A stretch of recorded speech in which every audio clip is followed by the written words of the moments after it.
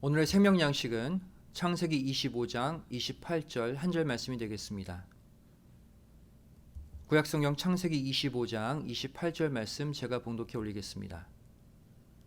이삭은 에서의 사냥한 고기를 좋아하므로 그를 사랑하고 리브가는 야곱을 사랑하였더라. 이는 하나님의 말씀이니라. 아멘. 오늘 말씀의 제목은 사단의 미련을 끊어버린 리브가의 신앙이란 제목으로 함께 말씀의 은혜 나누길 원합니다. 먼저 지난주 수요 예배 말씀 잠깐 정리해 보면 이 산자의 일대 조상으로 부름받은 아브라함. 하지만 그 아브라함 안에 남아있던 이 사단의 미련, 불신의 죄악이 이삭에게까지 내려오게 되었죠. 아브라함은 첩의 자식 이스마엘을 결국 쫓아내고 또 본처의 자식 이삭까지도 번제로 바침으로 혈육의 정 시험대에서 통과했습니다. 하지만 이삭은 자신의 아들 에서에 대한 혈육의 정 시험대에서 스스로 통과하지 못했어요. 에서가 준 별미의 맛을 들여서 시간이 지날수록 에서를 더욱더 사랑하게 되었죠. 여기서 우리는 어떠한 교훈을 얻게 됩니까? 우리의 신앙도 이삭과 같은 이런 조건부적 신앙이 되어서는 안 된다는 사실이에요. 나에게 좋은 직장 주시면 그때 교회 봉사 열심히 할게요. 이 조건부적 신앙이죠. 제 소원 들어주시면 그때 수요 예배, 새벽 예배 열심히 나올게요. 제가 좋아하는 별미를 만들어 주세요. 그러면 하나님의 뜻을 위해 열심히 살게요. 이렇게 우리의 예배 생활, 기도 생활, 교회 봉사에는 그 어떠한 조건도 붙어서는 안 됩니다. 이 조건이 바로 내 속에 남아있는 사단의 미련이에요. 내가 원하는 것을 주시면 그러면 할게요. 결국 이 이삭 안에 있는 사단의 미련, 즉 에서에 대한 미련을 완전히 끊어준 사람이 누굽니까? 바로 이삭의 아내 리브가입니다. 먼저 이 사단의 미련을 지닌 이삭에 관해 성경은 뭐라고 말하고 있습니까? 아주 부정적으로 묘사하고 있어요. 뭐라고 묘사하고 있습니까? 이삭을 가리켜서 이제 나이 많아서 죽기 직전의 상태에 있었다라고 반복적으로 표현하고 있어요. 이제 그는 힘도 없고 이제 죽게 되었다. 이 표현이 계속해서 등장합니다. 먼저 창세기 27장 1절 2절 말씀 보시면 이삭이 나이 많아 눈이 어두워 잘 보지 못하더니 맏아들 에서를 불러 가로되 내 아들아 하매 그가 가로되 내가 여기 있나이다 하니 이삭이 가로되 내가 이제 늙어 어느 날 죽을는지 알지 못하노니 그랬죠. 이 당시 이삭 자신도 자신이 곧 죽을 거라고 느끼고 있었어요. 눈도 어두워서 잘 못 보고 있죠. 영적 분별력이 흐려지고 있다는 사인이에요.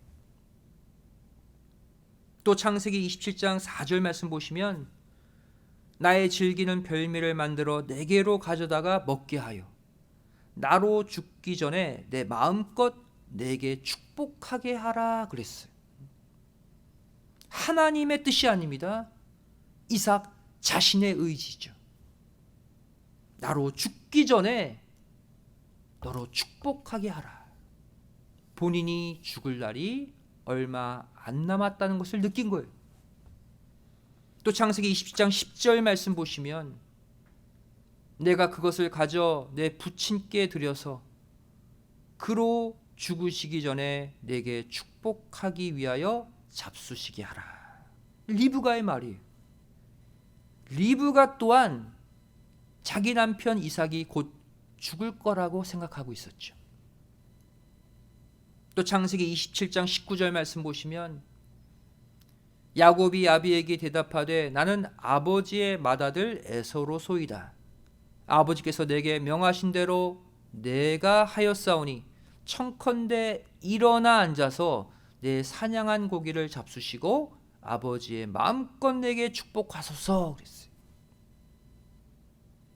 야곱이 에서인 척 별미를 만들어 가지고 들어왔죠. 근데 뭐라고 말합니까? 청컨대 일어나 앉아서 나를 축복하소서 그랬죠. 현재 이삭이 어떠한 모습이라는 거예요? 누워 있는 상태였다는 거예요. 대낮에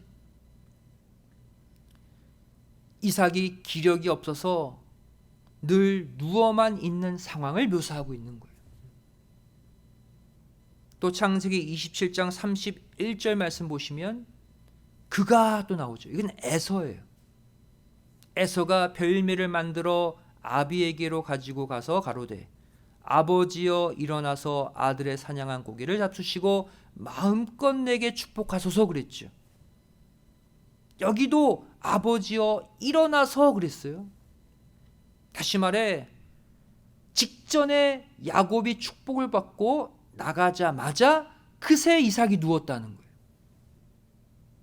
얼마나 늙고 기력이 없었으면 그새 눕습니까? 에서가 와서 또 일어나서 나를 축복하소서 말하고 있죠. 또 창세기 27장 41절 말씀 보시면 그 아비가 야곱에게 축복한 그 축복을 인하여 에서가 야곱을 미워하여 심중에 이르기를 아버지를 곡할 때가 가까웠은즉 내가 내 아우 야곱을 죽이리라 하였더니 에서마저도 아버지 이삭이 곧 죽을 것이다 라고 판단했다는 거예요. 이처럼 성경은 당시 136세의 이삭을 가리켜서 눈이 어둡고 늙어서 조만간 죽을 수밖에 없는 상태였다라고 계속해서 반복적으로 강조하고 있습니다.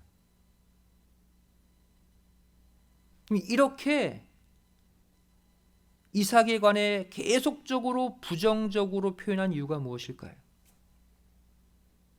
바로 노년의 영적 분별력이 사라져버린 이삭을 강조하고 있는 거예요.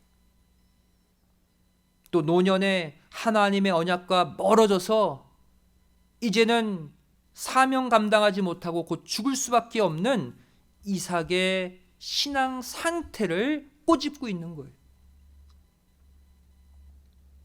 하지만 이삭은 뒤늦게 하나님의 언약의 장자가 자신이 사랑하는 에서가 아닌 야곱이라는 사실을 깨닫게 됩니다. 그리고 그 순간 자기 안에 남아 있었던 에서에 대한 미련, 즉 사단의 미련을 과감히 끊어내었던 것이죠. 창세기 27장 33절 말씀 보시면 이삭이 심히 크게 떨며 가로되 그런즉 사냥한 고기를 내게 가져온 자가 누구냐? 너 오기 전에 내가 다 먹고 그를 위하여 축복하였은즉 그가 정녕 복을 받을 것이니라 그랬어요. 그래서 그는 야곱이죠. 이삭은 과거 하나님이 말씀하셨던 그 언약을 확인하고 깨닫는 순간 그것을 거부하지 않고 겸허히 받아들였습니다. 내가 에서에게 장자의 축복을 주고자 했지만 하나님의 뜻은 야곱이 그 복을 받는 것이었구나. 그것을 이때 깨달은 거예요. 그 순간 이삭은 죽은 자의 신앙에서 산 자의 신앙으로 바뀌었습니다. 한순간에 바뀌었어요. 이후에 이삭은 어떻게 됩니까? 곧 머지않아 죽을 것이라는 성경의 반복적 기록과는 달리 무려 180세까지 44년이나 더 산 것을 볼 수가 있어요. 순간 장수의 인물로 바뀐 것이죠. 아브라함도 마찬가지였습니다. 아브라함도 사단의 미련을 끊고 산자의 믿음을 회복해서 100세에 결국 믿음으로 이삭을 낳았죠. 그 이후에 아브라함이 어떻게 바뀌었습니까? 회춘했어요. 그래서 후처 그두라를 통해서 무려 6명의 자녀를 더 낳은 것을 볼 수가 있습니다. 이삭을 낳기 전에 아브라함의 모습 보세요. 창세기 17장 17절 18절 말씀 보시면 아브라함이 엎드려 웃으며 심중에 이르되 100세 된 사람이 어찌 자식을 낳을까? 사라는 90세니 어찌 생산하리요 하고 아브라함이 이에 하나님께 고하되 이스마엘이나 하나님 앞에 살기를 원하나이다. 하나님의 언약을 믿지 못하고 첩의 자식 이스마엘이나 살면 되지 않습니까? 사단의 미련이 아브라함의 마음속에 잔뜩 끼어 있었어요. 그리고는 이렇게 얘기하잖아요. 100세가 된 사람이 어찌 자녀를 낳을까? 본인은 더 이상 자녀를 낳을 수 없다라고, 없는 상태라고 고백하고 있죠. 하지만 사단의 미련을 과감히 끊고 언약의 자식 이삭을 낳은 후에 아브라함은 어떻게 바뀌었습니까? 창세기 25장 1절 2절 말씀 보시면 아브라함이 후처를 취하였으니 그 이름은 그두라라. 그가 시므란과 욕산과 무단과 미디안과 이스박과 수아를 낳았고 무려 6명이나 낳았어요.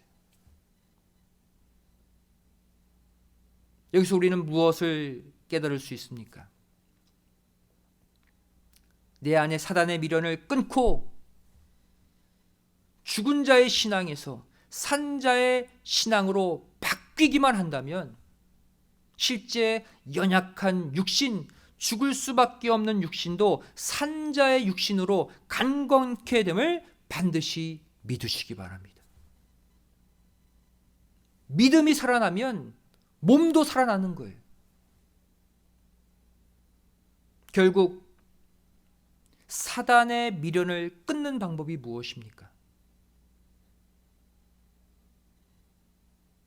바로 하나님의 주권 섭리를 인정하고 받아들이는 믿음으로서만이 가능한 것이죠.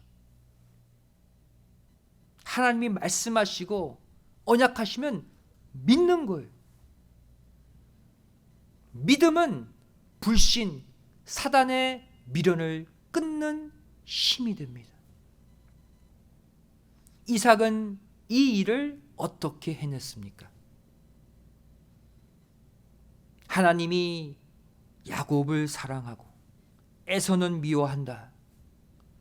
야곱이 믿음의 장자다. 라는 이 언약의 절대 진리를 결국 받아들이고 따르는 그 순간 사단의 미련이 끊어지는 놀라운 역사가 일어난 거예요. 리브가가 이미 깨달은 이 하나님의 언약을 이삭은 장자의 축복 사건을 통해 뒤늦게 깨닫고 이것을 받아들였습니다. 이 순간 이삭 안에 있던 사단의 미련이 완전히 끊어지고 이삭의 영, 육 모든 것이 되살아난 것이죠. 그렇다면 이 이삭 말년에 가서 사단의 미련이 완전히 끊어졌다는 증거가 무엇일까요? 첫째, 이삭의 달라진 행동을 통해 알 수 있습니다.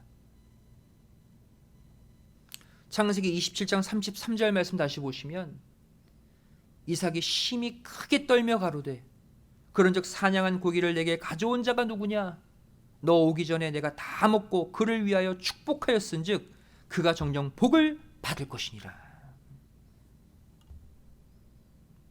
이삭이 심히 크게 떨며 가로되 그랬죠. 표면적으로 보면 야곱에게 속은 것이 분해서 떤 것처럼 보여요. 정말 그렇다면 자신을 속인 야곱을 저주하고 에서에게 다시 축복해 주면 됩니다. 하지만 이삭은 그렇게 하지 않았다는 사실이에요. 이삭이 크게 두려웠던 것은 내가 하마터면 하나님의 뜻이 아닌 에서에게 장자의 축복을 줄 뻔하였구나. 본인은 실수로 야곱에게 장자의 축복을 주었지만 이것이 하나님의 뜻임을 뒤늦게 깨닫고 두려웠던 거예요. 거룩한 떨림이었죠. 이후에 이삭은 에서에게 뭐라고 말합니까? 창세기 27장 40절 말씀 보시면 너는 칼을 믿고 생활하겠고 내 아우를 섬길 것이며 내가 매임을 벗을 때에는 그 멍에를 내 목에서 떨쳐 버리리라 하였더라. 이제 마음을 완전히 굳혔어요. 그리고는 에서에게 네가 동생 야곱을 섬길 운명이라고 단호하게 선포한 것이죠. 두 번째, 이삭 안에 사단의 미련이 완전히 끊어졌다는 증거가 무엇입니까? 이삭은 이후 44년이나 생명을 연장받는 장수의 축복을 누리게 되었다는 거예요. 이삭은 이 136세 때 이 죽음의 위기를 극복하고 사단의 미련을 끊은 결과 180세까지 살면서 믿음의 3대 가운데 최장수 인물로 우뚝 서게 되었습니다. 자신의 아버지 아브라함보다 무려 5년이나 더 장수하게 되었어요. 창세기 35장 28절 29절 말씀 보시면 이삭의 나이 180세라. 이삭이 나이 많고 늙어 기운이 지남에 죽어 자기 열조에게로 돌아가니 그 아들 에서와 야곱이 그를 장사하였더라. 만일 이삭의 나이 136세 때 사단의 미련을 끊지 못하고 계속해서 에서를 붙들었다면 아마 그때 이삭의 생애는 끝나고 말았을 것입니다. 뒤늦게 하나님의 언약을 붙잡은 결과 180세까지 장수하는 놀라운 회복의 역사를 얻게 된 거예요. 세 번째, 사단의 미련이 끊어졌다는 증거가 무엇입니까? 바로 히브리서 11장의 평가를 통해 우리는 알 수 있습니다. 믿음의 장 히브리서 11장에 나오는 이삭에 관한 평가가 무엇입니까? 이 마지막 장자의 축복 사건을 다루고 있어요. 히브리서 11장 20절 말씀 보시면 믿음으로 이삭은 장차 오는 일에 대하여 야곱과 에서에게 축복하였으며, 이 한 줄이 전부예요. 이삭 생의 최고의 믿음의 행위가 바로 이 축복 사건이라는 거예요. 창세기 27장 33절, 이삭이 뒤늦게 깨닫고 크게 떨면서 에서의 간청에도 불구하고 그에게 장자의 축복을 주지 않은 사건, 야곱에게 이미 주었던 장자의 축복을 끝까지 고수한 이 사건을 히브리서 11장은 이삭 생의 최고의 믿음으로 인정하고 있는 것입니다. 이처럼 이삭이 이 사단의 미련을 떨치기까지 무려 76년이라는 시간이 걸렸습니다. 에서가 장악하고 있는 장자의 자리, 게다가 아버지 이삭의 마음이 온통 에서에게 쏠려 있는 이 상황에서 야곱은 절대 자력으로 이 장자의 축복을 얻을 수 없었습니다. 야곱은 왜 이 76세가 될 때까지 장가가지 않고 아버지 곁에 있었을까요? 무엇이 장가도 못 가게 야곱의 마음을 붙잡고 있었을까요? 바로 하나님이 언약하신 장자의 명분과 장자의 축복 때문이었습니다. 결국 이 모두를 받고 나서야 비로소 밧단 아람으로 가서 장가 갔잖아요. 즉 야곱은 육신의 결혼보다, 육신의 삶보다 언약의 말씀 성취가 먼저였다는 사실입니다. 그래서 이스라엘의 12지파의 실제 조상이 될 수 있었던 것이죠. 이 과정의 중심에 누가 있었습니까? 바로 리브가가 있었어요. 어머니 리브가의 도움이 아니었다면 야곱은 절대로 이 장자의 축복을 얻을 수 없었을 것입니다.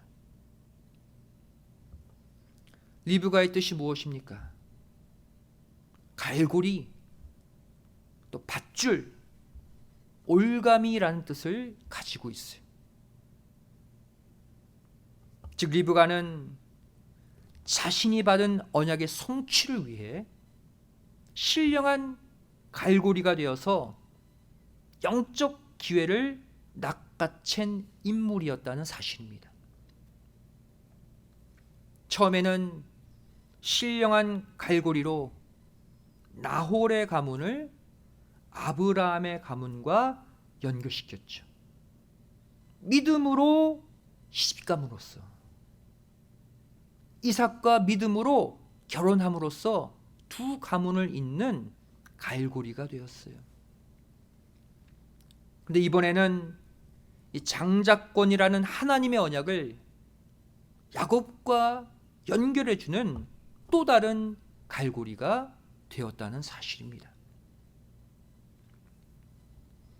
아마 저와 여러분도 이 구속의 말씀이 아니었다면 이 자리에 있지 못하고 사단의 미련에 빠져 세상 속에서 방황하고 있었을 것입니다.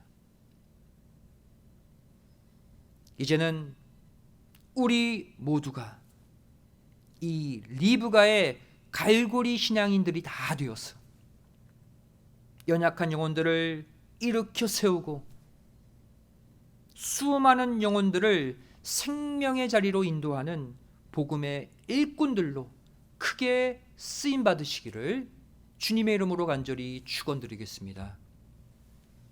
기도하시겠습니다. 사랑과 은혜가 풍성하신 살아계신 아버지 하나님, 지난 3일 동안도 세상 죄악, 어둠의 삶 가운데서도 우리를 지켜주시고 이렇게 수요 3일 예배를 기억하여 하나님께 예배드리고 말씀 받게 하여 주심에 감사드립니다.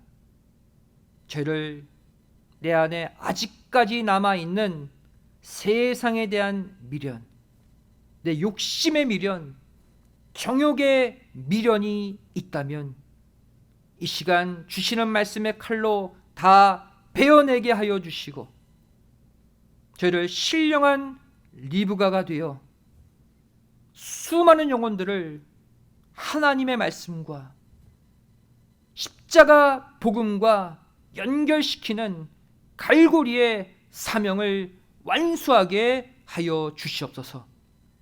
남은 3일도 아버지 하나님께 바짝 붙어서 승리하고 전진하는 하루하루가 되기를 소원하오며 사랑 많으신 예수님의 이름으로 간절히 기도드리옵나이다. 아멘. 하나님께 고맙습니다.